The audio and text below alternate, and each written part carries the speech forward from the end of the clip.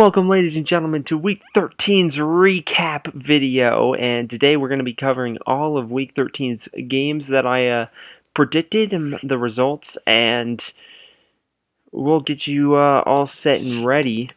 And I'll do another prediction video later today about Week 14. Since tonight, of course, being the game. So let's start with the Redskins and the Cowboys game that happened on Thursday night a week ago. Because Washington, they've got a little something going. They beat the Seahawks a few weeks ago. They've got some momentum there. And that gives me the Washington Redskins with a win in this game. I'm going to say by 10 points against the Dallas Cowboys. 10-point win. Momentum. The Redskins winning the game. Oh man, that's hilarious. That is just absolutely hilarious. How on earth would the Redskins have momentum when they don't even have as many wins as they have losses? I mean, and how were they supposed to win by 10 points against the Cowboys? I don't know. I don't know what I was thinking. Kirk Cousins, 2 touchdowns, 2 interceptions. They lose the turnover battle 4-0. And when I said Ezekiel Elliott was going to be a huge factor because he had left, Alfred Morris runs for 127 yards and a touchdown, and the Cowboys win at 38-14, absolute annihilation. And how was I supposed to know that the Redskins were just going to die? I don't know. I thought the Redskins would play the Cowboys a little tougher than that, but they got absolutely blown back. Hardcore. So speaking of absolute garbage, we've got the Atlanta Falcons, and they'll be playing in the game tonight, but last week against the Vikings, they decided to use all 3 timeouts with like 4 minutes to go in the game. Like, they legitimately said, here, Minnesota, have this victory, we don't want it. And I don't even feel bad about picking Atlanta to win this game by 3. If they wouldn't have blown all of their timeouts, it could have happened. 14-9, if they would have scored, a touchdown and a 2-point conversion to give them a 3-point lead and not blown all of their timeouts with 4 goddamn minutes to go in the game, the Falcons could have won. They at least could have given themselves a chance. And instead, they just handed the Vikings the victory. I don't know for a fact whether they would have won with the timeouts or not, but they just blew all of them. I don't know. Like, they didn't need to blow those timeouts. I don't know. That was kind of wild. Speaking of kind of wild, I predicted the Bears to win a football game, which is kind of hilarious. I grant you the 49ers, if I had predicted them to win a game, that would have been just as surprising, but they're playing each other, so somebody had to win the football game. But here's my biggest issue with this game. I actually said Mitchell Trubisky was one of the worst quarterbacks in the league. And yet, then I went on to pick the Bears. Mitchell Trubisky is doing an atrocious job at quarterback. He has had one of the lowest quarterback ratings. You have to be a special kind of player to have a worse quarterback rating than Joe Flacco this season, because that guy, and honestly, because of that, I picked the Bears to win by 10. He had 102 yards passing and a touchdown. And he didn't really have much impact on the game itself. Like, they weren't even really able to run the football that well. Meanwhile, Jimmy Garoppolo had 293 yards and a pick, and the 49ers win at 15-14. And I picked the Bears to win by 10, which would be hilarious, to be honest with you. Yeah, it's Garoppolo season in San Francisco, so hey, all the more power to them, to be honest with you. So, lastly,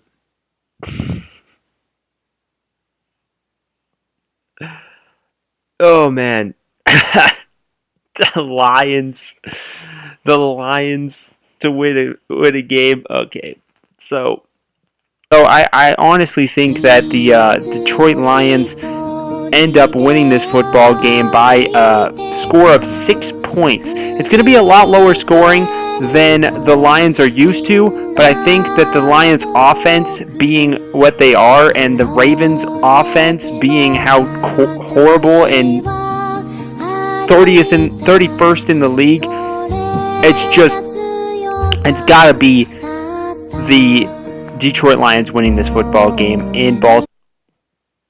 They had 3 turnovers in this football game. Baltimore had 0, which for Baltimore is kind of wild. You don't see the Baltimore freaking Ravens have 0 turnovers in a game very often, almost ever.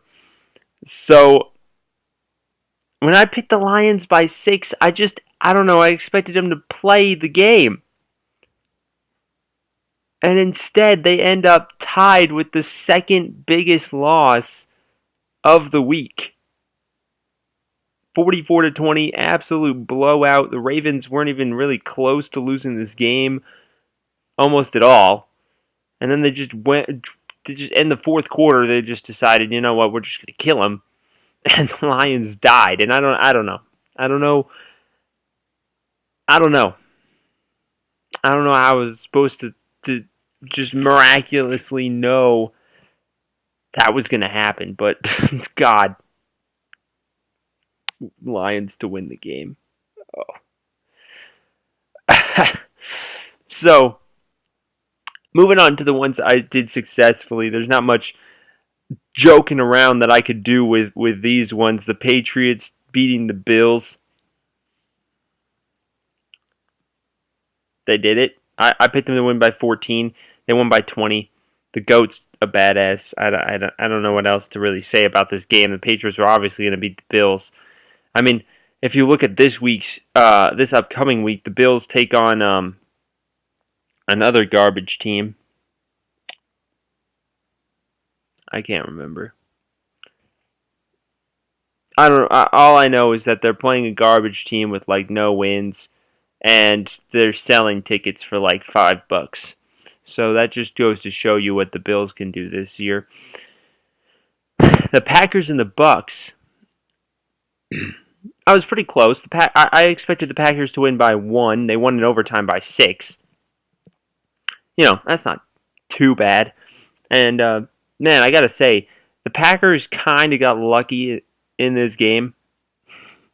Jamal Williams, the rookie running back, 113 yards and a touchdown, while Brent Hundley, their quarterback, had only 84 yards passing and an interception. Like, they couldn't pass the ball worth shit, but they were able to run the ball and play some good defense. And, Jameis Winston, 270 yards passing, 2 touchdowns. The Buccaneers offense just had, like, almost twice as many of all the good stats as the Packers did. It was kind of wild.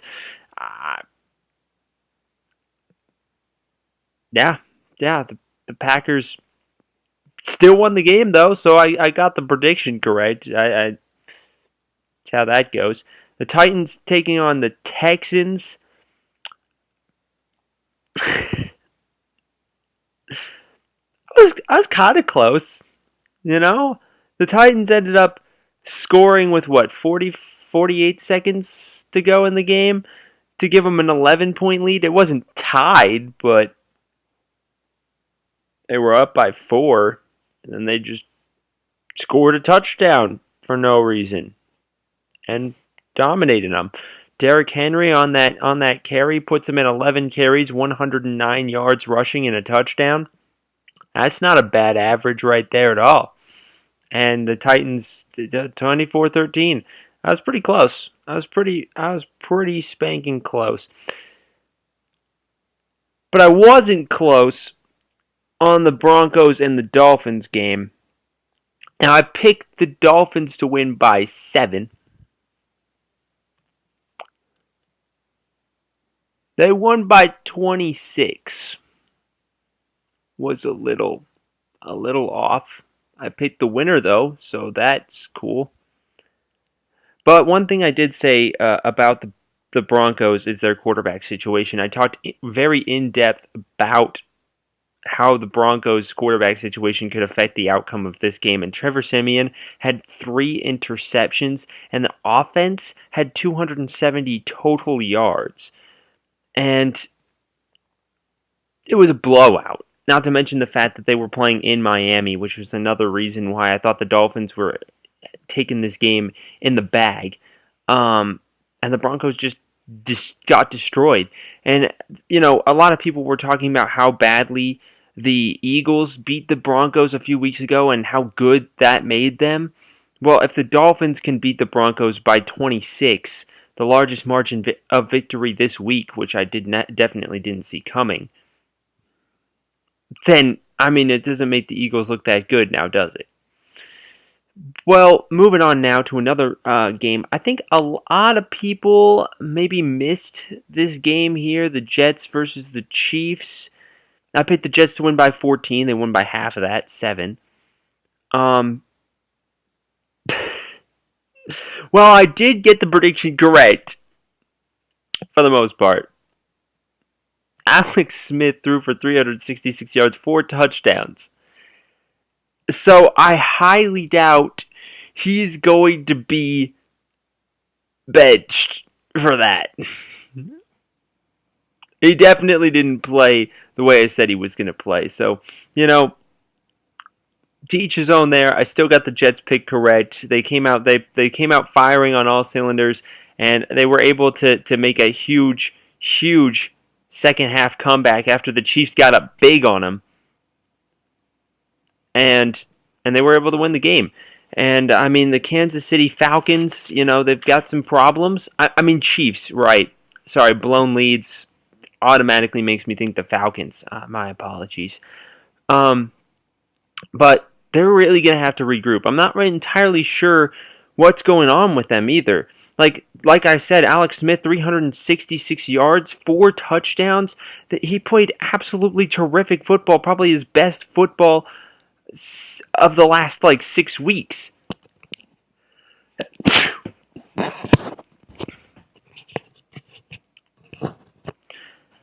But despite that, they still found a way to lose the football game. And I just don't... It's hard from my standpoint, because I watched most of this game, and I don't know, for whatever reason, in the second half, everything started to break down. Everything started to go a lot easier for the Jets, and then they just... I don't know what the Chiefs have to do, but they got to do it fast if they want to be able to clinch a playoff spot. Now with 3 teams at 6-6 in their division, they really need now more than ever to start playing their best football. And right now it's happening the complete opposite. They're playing their worst football, especially in the second half of football games. So we'll have to see what happens there. Moving on now, the Colts and the Jaguars. I'm not going to spend a whole heck of a lot of time on this. I picked the Jaguars by 27. They won by 20. Solid win for Jacksonville. The Colts never really stood a chance. Moving on now, the Browns and the Chargers. I gotta say, the Chargers... The Chargers were expected to win this game, obviously, against the Browns. And I picked them to win by 35. Now, let me just tell you the stats. So the Chargers had almost twice as many yards as the Browns did. They were +2 in the turnover battle, and they had 6 more first downs than the Browns. Almost twice as many yards. And they only won by 9.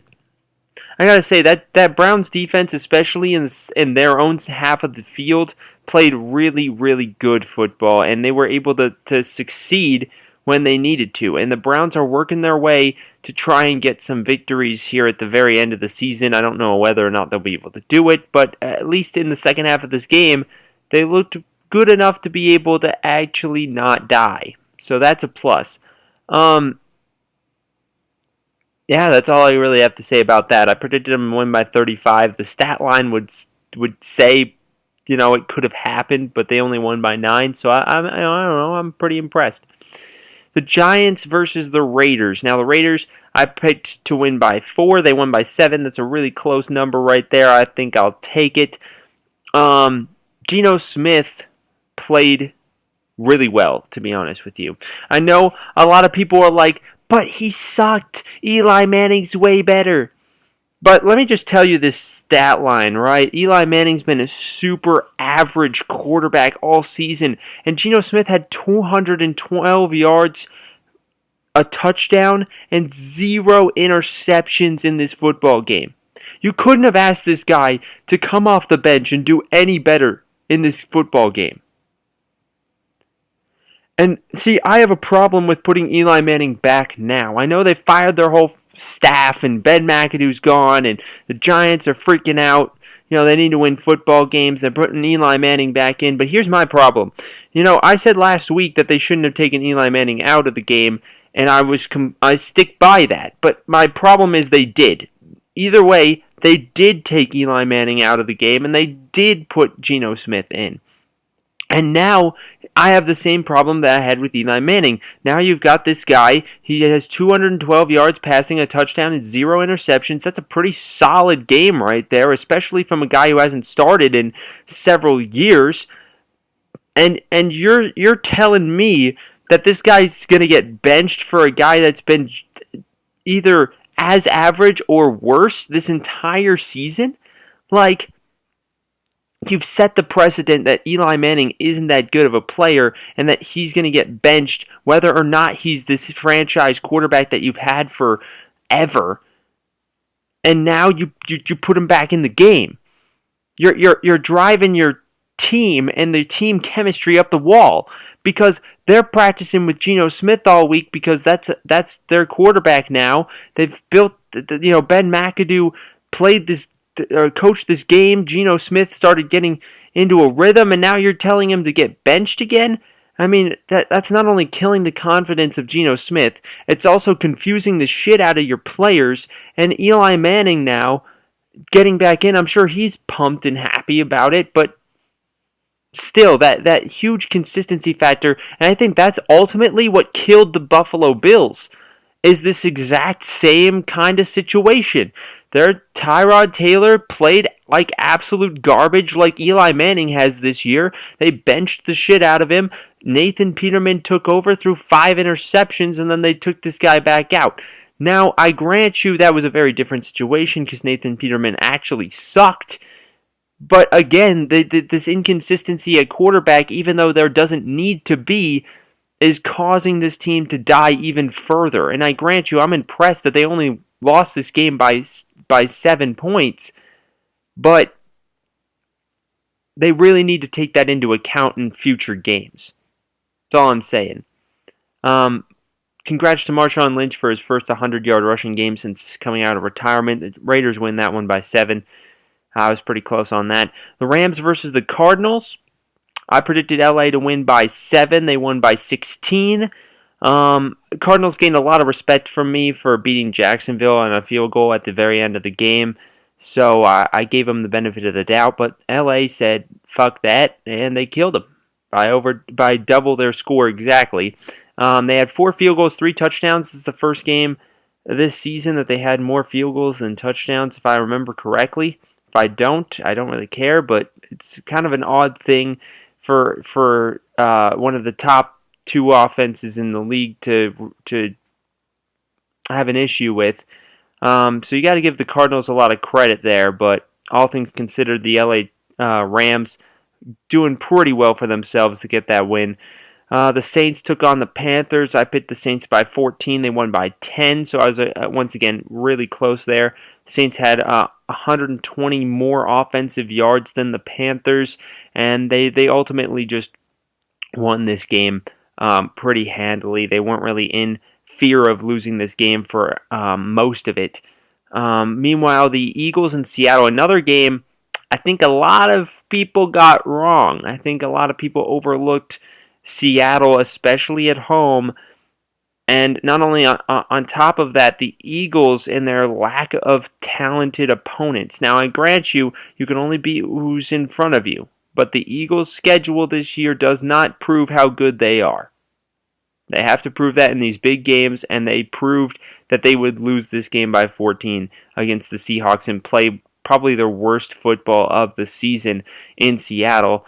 Whether or not they'll bounce back is going to be completely up to them, but Seattle exposed the Eagles for who they are in this game, and I think that's going to be very, very, very important, especially for these last few weeks. Teams are really going to be looking over that Seattle tape to see what exactly went wrong with Philadelphia. And I think the Eagles might be in trouble here in the end of the season. So now the Steelers and the Bengals picked the Steelers to win by 8. They won by 3 on a field goal as time expired. It was a much more exciting game than I thought it was going to be, but Pittsburgh still ultimately came out the victor in this game, and there's not much else to say about that. Things got pretty heated in this rivalry towards the end, and all things considered, pretty solid game. So pretty solid week in the NFL, all things considered, and over the course of this week, we learned a lot of things that I'll be probably adding to my discussion on next week's games later today. So we'll see you when that comes out, and make sure you click that thumbs up button down below. Leave a comment, your predictions for the week, as well as comments and concerns involving the videos. And make sure you go check out some other stuff. We have an all-time NFL franchise mode where we're seeing the all-time teams play against each other in Madden football. And we'll see you next time.